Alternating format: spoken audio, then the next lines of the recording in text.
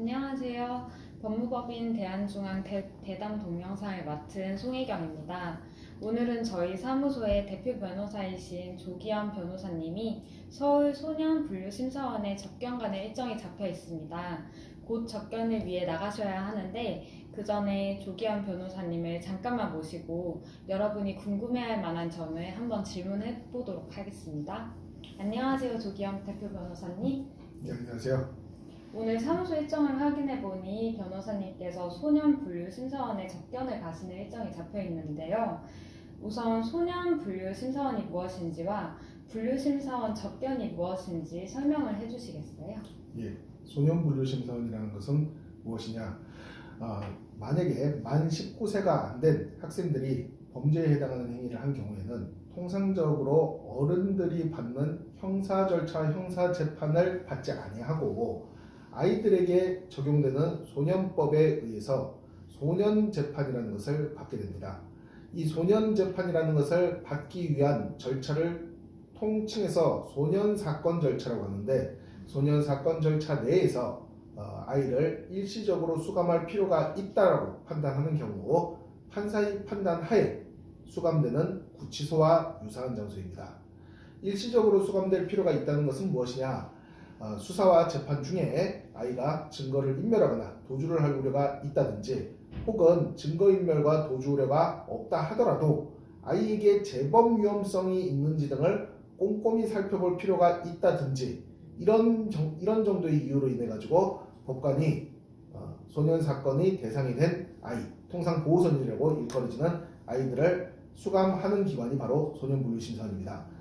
소년분류심사원에 수감이 됐다는 것은 쉽게 얘기해서 몸이 갇혀가지고 자유롭게 외부와 소통할 수 없는 상태가 되었다라는 의미이기 때문에, 이때 변호사의 조력을 받고자 할 때는 아이가 변호사 사무실로 스스로 올 수 없기 때문에 변호사가 수감되어 있는 아이를 만나러 갑니다. 이것을 분류심사원 접견이라고 합니다. 즉, 변호사가 변호사로서 아이를 도와주기 위해서 분류심사원에 만나러 가는 것을 소년분류심사원 접견이라고 하는 것입니다. 그렇군요. 그럼 오늘 접견하는 사건은 어떤 사건 때문에 가시는 건가요? 예, 의뢰인 보호를 위해서 모든 것을 상세히 설명드릴 수는 없지만 여러분이 궁금해하실 만한 대략적인 상황을 간단히 설명을 드리겠습니다. 오늘 사건 같은 경우에는 고등학생의 주거 침입 및 절도 사건인데, 주거 침입 및 절도를 저지르던 고등학생이 현장에서 붙잡혀서 경찰 조사를 받고 소년 사건 절차가 진행되게 된 사안입니다. 사건 진행 중에 부모님은 피해자 모두 합의했고, 또한 고등학생이 학교 생활도 성실히 하던 학생이었기 때문에 별다른 일 없이 재판을 받고 불이익을 받는다 하더라도 수감되는 일 없이 끝날 것이라고 부모님은 생각했던 것 같습니다. 그런데 실제로는 재판 첫날에 부모님과 아이가 소년 재판을 받으러 갔다가 그 자리에서 법관의 판단하에 아이가 소년분류심사원에 수감되게 돼버린 사건입니다. 아이가 소년분류심사원에 수감이 되자 부모님은 그제서야 놀래가지고 소년 사건을 전문적으로 다루는 변호사를 찾게 되고, 그 결과 저희 사무실에서 저에게 사건을 맡기게 된 것입니다. 여기서 한 가지 눈여겨볼 것은, 사실 그 아이가 경찰 조사를 받는 단계에서부터 변호사가 없었던 것이 아닙니다.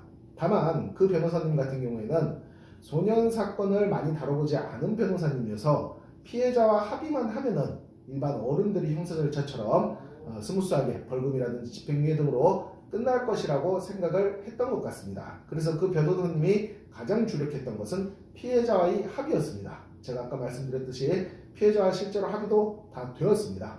그런데 재판 과정에 소년분류심사원에 수감되는 일이 생기게 된 거죠.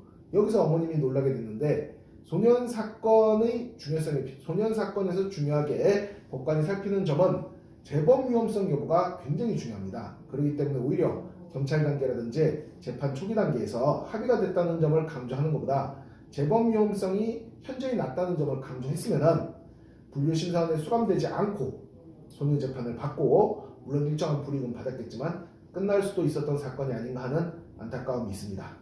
지금 선임되었지만 저는 지금에서라도 우리 소년을 위해 가지고 최선을 다해서 좋은 결과를 좀 끌어내려고 노력하고 있습니다. 그렇다면 본 사건이 어떻게 끝나야 의뢰인이 가장 이익이 되는 걸까요? 자, 지금 소년분류심사원에 수감되어 있는 소년은 다음 재판까지 또 며칠 남지 않았습니다. 이때 저는 이제 우리 소년을 위해서 분류심사원이 어떻게 생활하는지도 상세히 가르쳐주고 어머님이 해야 될 일, 아버님이 해야 될 일, 또 제가 변호사로서 직접 재판부를 향해 가지고 어필해야 될 부분들을 어필을 한 뒤 다음 재판에서 소년을 만나서, 물론 소년 다음 재판에서 저는 외부에서 가겠지만 소년은 분류심사원에서 이제 분류심사원에서 나와가지고 호송돼가지고 법원에 오게 됩니다. 법원에서 소년을 만나서 재판부에 이 소년이 재범 위험성이 없다는 걸 어필을 하고 그날 소년이 풀려나도록 해야 되는 것입니다. 소년 사건은 전국적으로 1호 처분부터 10호 처분 사이에서 나오게 되는데, 분류심사원에 수감된 사건 중 상당수는 8호나 9호, 10호 같은 수감형 처분이 나오게 됩니다. 수감형 처분이 나왔다는 것은 소년분류심사원에서 나와서 재판을 받고 재판받은 날, 당일 혹은 며칠 내로 소년원으로 이감돼야 된다는 걸 의미하는 겁니다. 이것은 결코 의뢰인에게 좋게 끝난 사건이라고 할 수 없겠죠.